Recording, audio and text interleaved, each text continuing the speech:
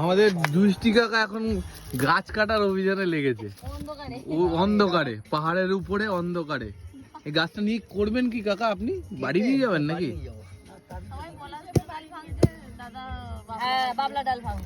পাথর দিয়ে গাছ কাটছে।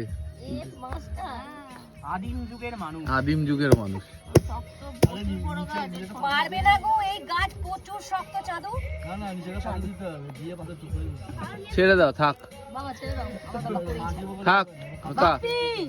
আমার বাবা করবে বলে করবে যখন বলে তো করেই ছাড়বে। মানে ফেল হব না, পড়ে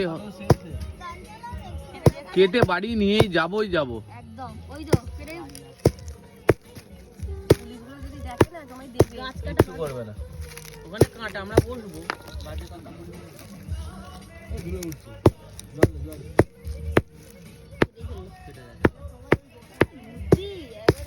কাকা পুরো কেটে গাছটা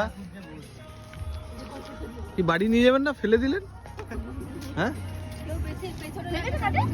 আর এখানে সবাই খিচুড়ি খেতে বসেছে। খিচুড়ি নেই, খিচুড়ি দিচ্ছে না, খিচুড়ি কেউ দিচ্ছে না। মুড়ি মাখা হবে সেটাও ব্যবস্থা করা হচ্ছে না। এখন বসে আছি চুপচাপ। পাপা ঘেমে যাচ্ছে।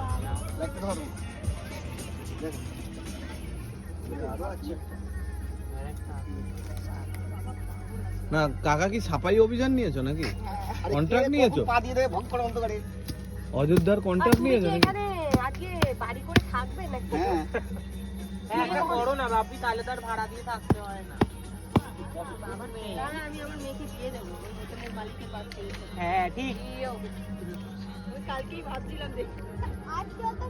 দেখে নাও ভিউটা দেখো।